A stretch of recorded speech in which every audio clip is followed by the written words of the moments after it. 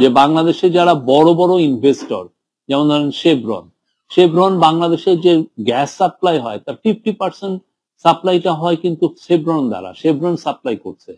আপনি জানেন যে একটা ল ছিল, একটা স্পেশাল ইলেকট্রিসিটির বিষয়ে একটা স্পেশাল ল ছিল যে আপনি আনসলিসিটেড আপনি এই কোম্পানিকে চালেন, তাকে একটা কাজ দিয়ে দিলেন।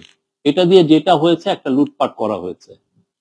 তো আমি বলতে পারি যে আজকের প্রত্যেকটা মিটিং ইম্পর্টেন্ট ছিল এবং খুবই সৌহার্দ্যপূর্ণ পরিবেশে, এবং এতে বোঝা যায় যে সবাই, পুরো পৃথিবীর সবাই চাচ্ছেন বাংলাদেশের সাথে কাজ করতে।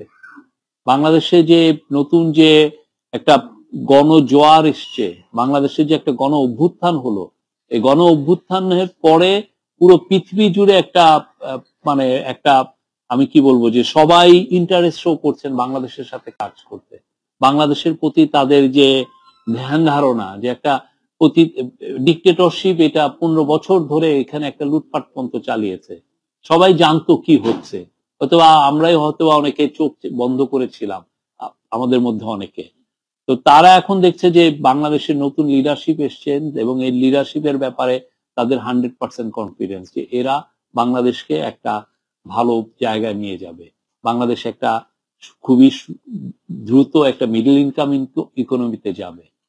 আর আরেকটা খুবই ইম্পর্টেন্ট মিটিং ছিল, সেটা হচ্ছে যে আরো দুইটা মিটিং ছিল। একটা হচ্ছে ফোর্বস এর একটা অনুষ্ঠান ছিল। ফোর্বস জানে, একটা বিজনেস ম্যাগাজিন, ওদের একটা ফিলান্থ্রপি, ওরা একটা সামিটের মতো করে, সেখানে স্যার একটা বক্তৃতা দিয়েছেন। সেখানে উনি মাইক্রো ক্রেডিটের উপরে কথা বলেছেন, মাইক্রো ক্রেডিট কিভাবে একটা, ইভেন এই আমেরিকাতে মানুষের লাইফকে কিভাবে চেঞ্জ করে।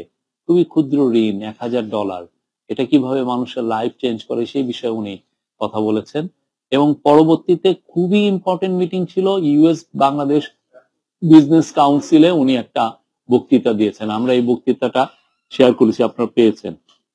খুবই ইম্পর্টেন্ট একটা বক্তৃতা এই জন্য যে বাংলাদেশে যারা বড় বড় ইনভেস্টর, যেমন ধরেন শেভরন বাংলাদেশের যে গ্যাস সাপ্লাই হয় তার 50% সাপ্লাইটা হয় কিন্তু শেভরন দ্বারা, শেভরন সাপ্লাই করছে। বা এক্সিলারেট, আপনি যে গ্যাসটা আপনি ইম্পোর্ট করে নিয়ে আসতেছেন তার 20, তার মেজরিটিটা হ্যান্ডলিং করে হচ্ছে এক্সিলারেট, এটা আমেরিকান কোম্পানি।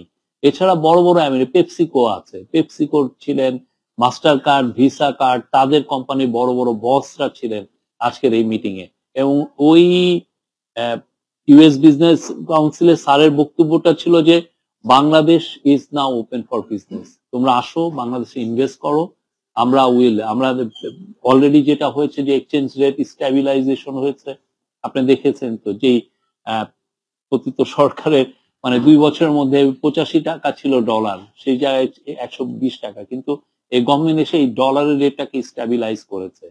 দেশের ইকোনমিতে ব্যাংকিং সেক্টরে রিফর্ম খুব দ্রুত করা হয়েছে, যার ফলে দেখেন। এবং সবচেয়ে যেটা এনার্জি সেক্টরে যে কাজ, এটা এনার্জি অ্যাডভাইজার বলেছেন যে কাজটা আপনার 5 বছর লাগার কথা ছিল সেটা 1 সপ্তাহে করা হয়েছে। আপনি জানেন যে একটা ল ছিল, একটা স্পেশাল ইলেকট্রিসিটির বিষয়ে একটা স্পেশাল ল ছিল যে আপনি আনসলিসিটেড আপনি এই কোম্পানিকে চালেন, তাকে একটা কাজ দিয়ে দিলেন। এটা দিয়ে যেটা হয়েছে একটা লুটপাট করা হয়েছে। এই লটাকে 1 সপ্তাহের মধ্যে রিপিল করা হয়েছে, 1 সপ্তাহের মধ্যে।